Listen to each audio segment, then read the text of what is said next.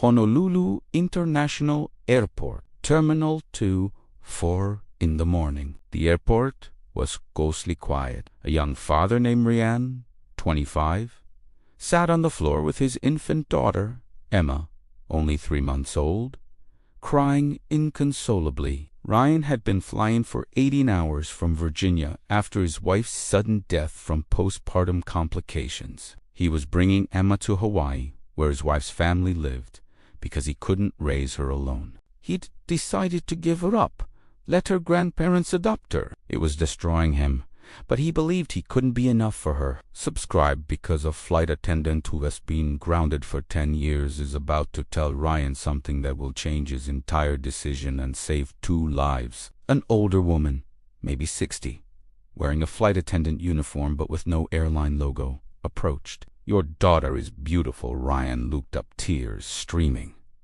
She is. "I don't know anymore." The woman sat down without asking. "What's her name?" "Emma, after her mother." The woman smiled gently. "And what's your plan?" Ryan broke. "I'm giving her away to her grandparents." "I can't do this. I'm 25. I don't know how to be a father without a mother." "Emma deserves better." The woman was quiet for a long moment. Then, 20 years ago, I gave up my son. Same reason. His father died. I was young, scared.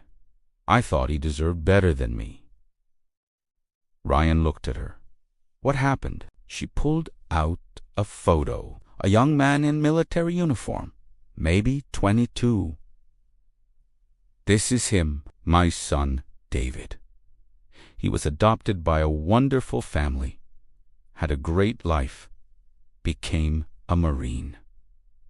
She paused. "He died in Afghanistan 3 years ago." Follow to learn the truth that will make you question everything about family, sacrifice, and what children really need from their parents. Ryan whispered, "I'm sorry." The woman, her name was Carol, continued. "After he died, his adoptive parents contacted me, said David had always wanted to meet me, but was afraid I'd reject him again. He died before he could reach out." She was crying now. "They gave me his letters. He'd written me dozens over the years, but never sent them. In every one, he asked the same question. Why wasn't I enough? Why didn't she keep me?" Ryan felt sick. "He thought you didn't want him." "Yes, even though I gave him up because I wanted the best for him." He interpreted it as rejection. His whole life, he felt unwanted by the one person who should have wanted him most. She looked at Emma. "Your daughter won't remember her mother, but she remember you. And if you give her away, no matter how good her life is, she always wonder, why didn't Daddy keep me? Wasn't I worth the struggle?" Ryan sobbed. "But I don't know how to do this alone." Carol took his hand. "Nobody does. You learn. You fail. You get up. You try again. That's what parenting is. It's not about being perfect. It's about being present," she explained. "After David died, I found out something that broke me. His adoptive parents were wonderful, gave him everything.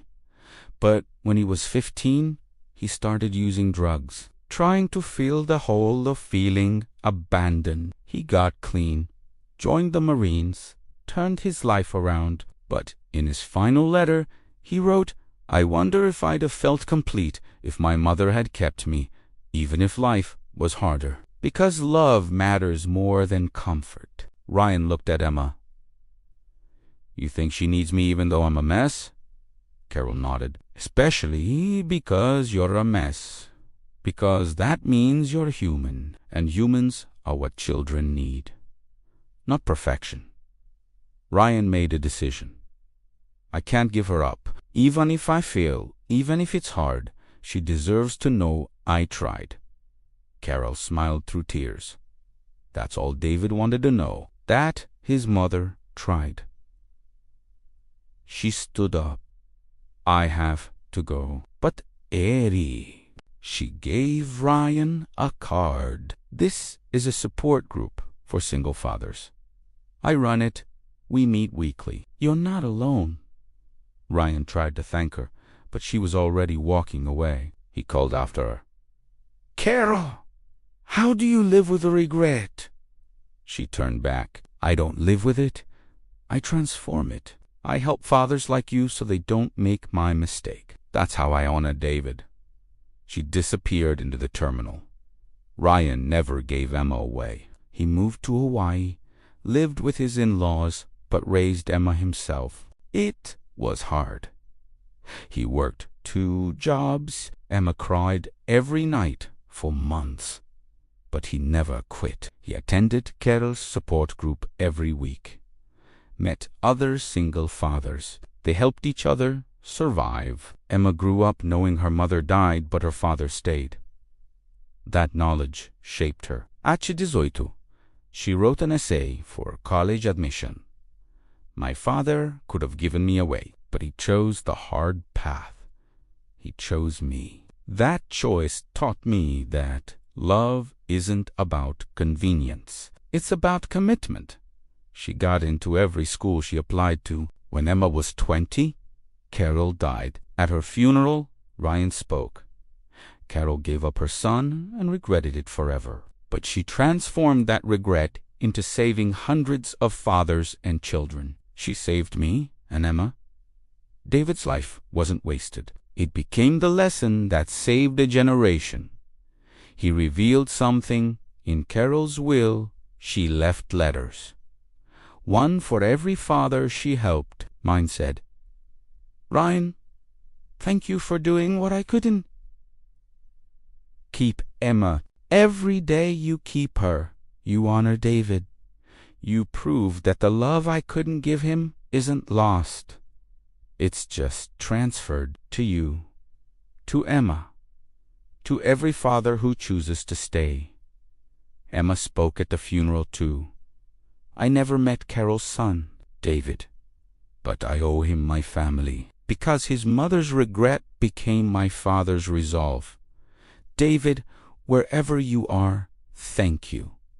Your life mattered. Your absence taught presence. Your loss created love. They buried Carol next to David's memorial stone. On her headstone, Carol Martinez, 1960 a 2023, she gave up one child, then spent 20 years making sure no one else did.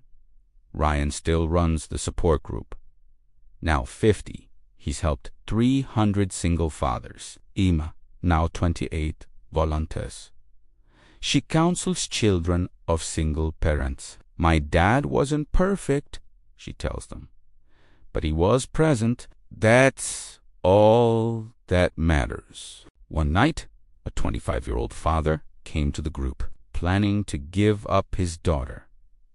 Ryan told him Carol's story. The young father cried, I didn't realize keeping her was an option. Ryan smiled. It's always an option. It's just the hardest one. The father kept his daughter. Ryan mentored him for 2 years. That father is now helping other fathers. The chain continues. Carol's regret transformed into David's lesson, transformed into Ryan's resolve, transformed into 300 families staying together. That's 300 children who won't wonder why they weren't enough. David Martinez, 1988 a 2020. A son who felt abandoned, but whose mother's regret saved hundreds from the same fate. His memorial has a new plaque added by Emma. David, you taught us that the hardest thing about love is staying. Thank you for making absence so painful that presence became precious. Ryan visits monthly, brings Emma. They tell David about the families saved because of him. "You didn't die for nothing," Ryan whispers. "You died so others could live differently. Because that's what tragedy does when we're brave enough to transform it. It doesn't erase, but it enlightens. It doesn't fix the past, but it creates a better future." Carol couldn't save David, but she saved 300 Davids after him. Ryan couldn't save his wife, but he saved Emma from wondering if she was worth keeping. And Emma, when she has children someday, will never question whether staying is worth it, because she grew up knowing her father stayed when leaving was easier, and that made all the difference. That is Carol's legacy. That is David's gift. That is Ryan's triumph. That is Emma's future. And it's still spreading. One support group meeting at a time. One father choosing to stay at a time. One child growing up knowing they were worth the struggle at a time. Forever. Because Carol's regret refused to become anyone else's. And that refusal changed the world.